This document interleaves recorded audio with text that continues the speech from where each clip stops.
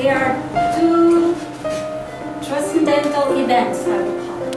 One is when we are born, and it's all a very happy celebration, all excitement, happiness. And the second one is death. And usually it's all sadness and regrets because we didn't tell our friends, family, how much we love them or how much we care for them. Today I want this to be a happy day, a nice celebration because every one of us had the opportunity to meet a great person. It's a person, I think to me, very professional, very responsible. He was a talented artist, and for some of you, probably a very good friend. I met Rudi probably within 1911 March, when I was the president of the Paso Association. I was in charge, I was putting together all the art exhibits for the Rosa Gallery. And I remember him, he had a medium-sized painting and small paintings. So he approached me and he registered and all this stuff. He said, well, I don't know, I have these paintings, but I don't know if I should do. Yeah, you should, because if you do, I look at his paintings, I said, sir, no, my name is Rudi Leidelmeijer, and I was Leidelmeijer, and in English to me very difficult. I said, okay, I'm going to call you Rudi. Oh, it's fine, he said. And he said to me, just don't speak Spanish to me. People speak Spanish to me because I look Mexican. I'm not Mexican. No, I said, I can tell you're not Mexican because I'm Mexican. So anyhow, for the first time I met him, I had a good impression. Or an impression. I don't want to say good, an impression of him. He got the paintings, he looked at the paintings, says, wow, certainly you have to fill out this form. Oh, okay, Rudi, you have to fill out this form with the painting, the title, the price, and all this stuff. Wow, I'm not sure how much they're worth. Sir, I don't know. What do you think? Well, I have no idea. And at that time, I was learning too, to some extent. I mean, I didn't know, to be honest. Because you see artists and said, okay, I want $10,000. And you look at the painting and say, my God, I'm not going to sell them. And the other ones, they go, it's $10. And you go, my God, he's giving away his painting. So Rudi was in between. So anyhow, he left, The reason, because then I have a good impression from the impression for this person responsible. He wanted to know everything. He asked great questions all the time. How long is going to be at this exhibit? When are going to become my art? Etc. Most of the artists, and I will say, without any doubt, 80% don't even care. Okay, they drop their art and you don't see it until probably the exhibition ends or 2 days later. They forget about it. He was very responsible person. So when he came to the opening and everything, and then he said to me, I want to tell you something. You did a great job. I mean, with the opening, it was a lot of people that I never have seen in the gallery, in Rosa Gallery, and I'm very happy. And I sold one of my pieces. I said, because you're good. If you're good at the right price, you're gonna sell. It's not that about it. That's why. Oh no, I'm not an artist. I'm just a hobby. I said, well, whatever it is, to solve. So that counts. So that's it. I never saw Rudi until I opened this gallery. It was in December of the same year. 16. I said, who am I going to call?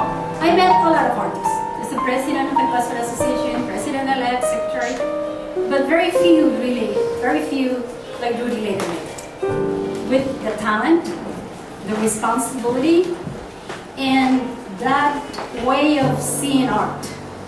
He was kind of very proper, I would say. Okay, very proper person. When he came sometimes through the door, Rudi, why? He was like, oh, Steve, like I was hugging him and kissing him. He said, Rudi, say hi to me. Do you have to kiss me when students live together? Okay, Martha Martha, but he was no, still, because he was very proper, very the way he was, elegant to some extent. So, anyhow, when I was thinking about the artists that were going to exhibit in this gallery, I said, and I thought, Rudi Leidelmeijer. Of course, he said yes, and since then, it's been part of my gallery, and this one was his first solo exhibition. So I'm going to jump from December to a few weeks ago. He was all excited because he said, I'm going to be in a good gallery. I think, Martha, you did a good job. I think this is the best gallery in town. I said, don't tell to Hallmark because he will kill me. He will know I love this gallery. And anyhow, so he was all excited. He wanted this painting to be there. So the day he brought all these paintings, because for 2 days he was bringing paintings, he said, that painting was there. And he said, okay. And that painting, he said, don't put too much light on it because he has so much paint, it's going to shine and it's not going to look good. Not just, but by then, he already had his cup of coffee. That's why I got coffee. Because he always came, I said, you coffee? Yes, coffee. The Starbucks coffee. That's why I got Starbucks. And then he said, Rudi, I know, relax. You're going to do great. Your work is very exceptional. But guess what? I'm the curator, so you're relax. Okay, Martha, I'm leaving then. So I'm leaving then. Okay. I'll see you in the opening. And then when he left, I told another friend, Vida or Ronnie, I said, you know what? Doesn't go there because it's too long. It's from side to side. But I don't know why he wants that painting. I said, what do we do with that painting? I said, okay. This one. So I said, okay. And as soon as you come to the door, for some reason, he wanted everybody to see the painting. I said, okay, because what I'm going to do is just across as soon as you come in. That's it. So I move it from there to here. Good job. And that one I just put direct light to it. Sorry. Which looks very nice. And as a matter of fact, I was going to buy the painting. And then a friend of mine came and said, I want that painting. I said, no, I'm sorry. Martha, you are the gallery owner. You're supposed to buy. Customers first, I want it. So she got it. I said, you're right, that's my philosophy. Customers first, so yes. Anyhow, it was a surprise, he said. But not a sad, I would say surprise. It's sadness to some extent because I'm not going to see it, but you feel it. And my belief is in every of our paintings, we as an artist, it's our soul, it's our heart. That's why I don't sell copies in this gallery. I don't sell prints because they don't have that energy. That's something of the artist. To me, every part of Rudi is here. So I have Rudi in this gallery all these 3 weeks. I mean, he has been here.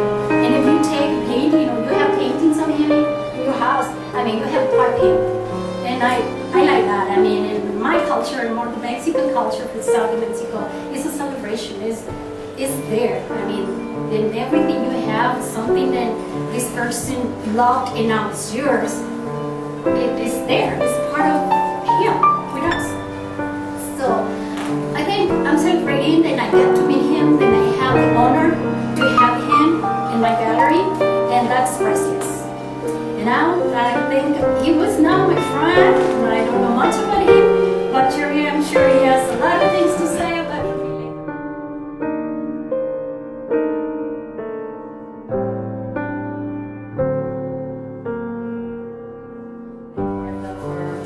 All of us the opportunity to gather here to celebrate his paintings as well as a memorial to him, an everlasting memorial.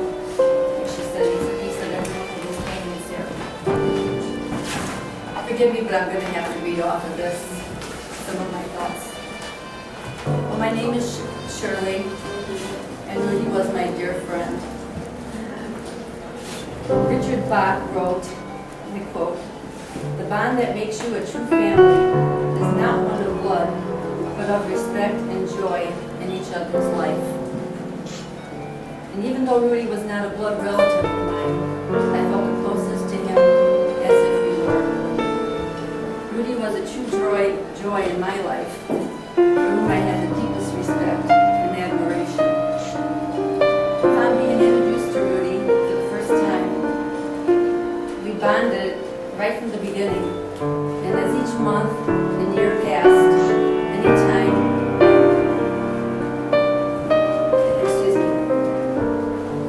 bonded right from the beginning, and as each month and year passed, the bond became stronger and stronger.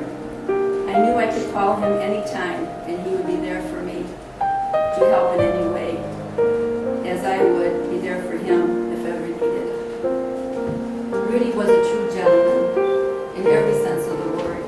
Polite, gracious, well-mannered, soft-spoken. He would never speak unkindly of anyone. He would always walk the lady to her car, opening the car door and standing there till she was safely on her way. If we were at lunch or dinner, he would always pull the chairs out for all the ladies and would not sit until all others had sat, and always standing and always pulled the chairs out for the ladies. Excuse me, I'm just so nervous.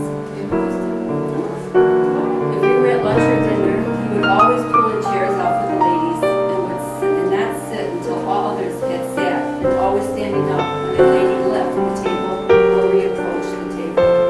And when the food was being served, he never picked up his fork until everyone at the table had their food in front of them and started eating. Only then would he begin eating. When we went shopping together, which we did a lot, he would never allow me to carry any of the bags that I bought. He would grab them right out of my hand. I was not allowed to carry the bag. And I could go on and on about his manners. And my husband, Michael, always said, Rudi sets the bar too high for the rest of us men. And it was true. Michael now walks into the car and opens my door. Rudi started painting late in his life, and he loved the Renaissance period and all of the old masters. I bet if he had to do it all over, he would have wanted to live somewhere in that time. Rudi was born and raised in the Netherlands into an aristocratic family. He experienced seeing all the splendors that wealth brings. The beautiful European cities and their magnificent art museums and galleries. I'm sure all that influenced his paintings. But he also had another side to his painting. He would conjure up in his mind not only the masters, but also the extreme opposite end, and make his attempts at the modern abstract art, which I feel he did quite well. I think he really had fun painting those images. As you can see, there's quite a lot of his modernist influences. All his paintings came out of his mind, not from photographs of places or pictures out of books or objects that were placed in front of him. He did attempt to paint with the plein air painters one time, but failed miserably. You could ask Christina Robbins about that venture. Rudi truly was a man of many talents. Another late in life venture he started on was writing his autobiography. Every month, after writing a couple of chapters, he would gather up his closest friends, and we would have the pleasure of being swept away to another country and time to experience the opulent lifestyle he lived, as he read to us out loud. We never wanted the chapter to end and couldn't wait until the next one was written. Unfortunately, that story will never be finished. Yes, Rudi was my friend, was quite a unique person, and I will always cherish the times we spent together,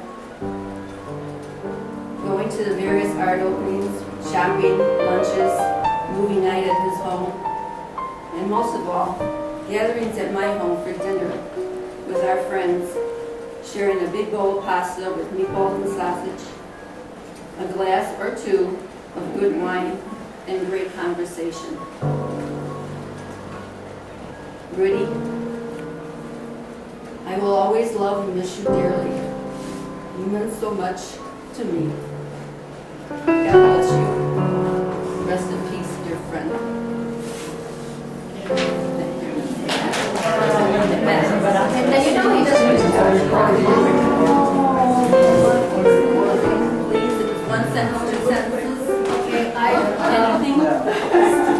Shirley mentioned Rudi trying to paint plein air, which was a total disaster. However, and I'm not sure if it's that painting or not, but I have a tree in my yard that is it's in April, it blooms white roses over a gate. It's absolutely gorgeous. So I said, Rudi, well, I'm going to paint that gate in a couple of days. Oh, I want to come to that. I said, well, I'm going to paint it plein air, because I'm a plein air painter, paint it outdoors. Well, okay, I'll do that too. So he brought all his equipment, and I don't think there was a brush there. I think if you saw Rudi paint, he never used brushes. He used Kleenex and his fingers. He didn't use brushes. Would put paint on a thing and then just put it on. And I said, okay, but I'm going to lend you some brushes. Well, okay. So we stood in front of the gate. I started painting, and I said, well, you going to paint along with me? Well, I think I'm going to watch you. I'll take pictures. Okay, they're going to take pictures. So I painted my gate, and I went home. And then he said, and I'm trying to remember if it's that one, but he said, I want to show you what I did with your gate. Well, there was no gate in it. There was no yellow, white roses in it. But there was a part of him in it that he saw something in that gate. And that was really, it just came out of his mind, out of his heart, out of his soul. He was just amazing. And I guess I met him maybe 5 years ago. About 5 years ago. And we kind of got together. A friend of mine that lives now in Florida is the one that introduced me to him. She was a neighbor. And she says, I have this neighbor, and he paints. But he doesn't like to show his paintings anyway. He doesn't think they're good. And I said, well, good heavens, and bring him over. So she did. She brought Rudi over to my house one day, and I thought they were absolutely wonderful. And I said, nobody paints like that here. You're unique. Don't try to be a plein air painter. Don't try to be somebody else. Paint what you like. He told us a story about these two. At one time, I don't remember the whole story, but it's a king and a queen. Do they have a name? Mary's the royal range. At one time he had an arch here and he had an arch there, and he told me, okay, no, the arch is a form of strength. So I don't want to have that in her painting.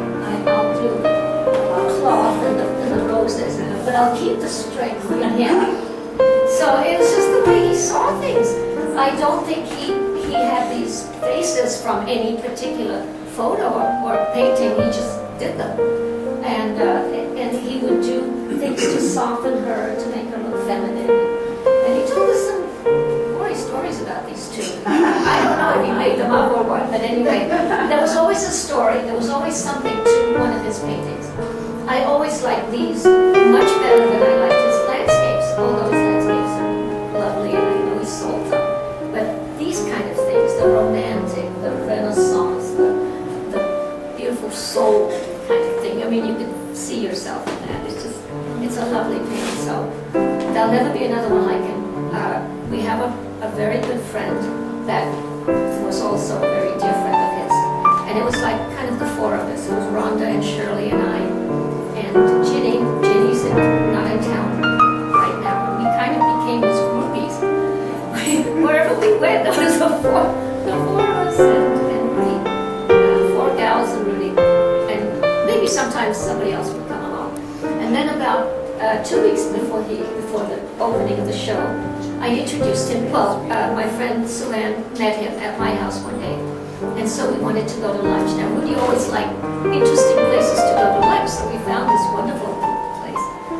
And I'm so glad that you got to see him again, and we got to be with him again in this cute little restaurant. I don't even know the name of it. Monteleone's.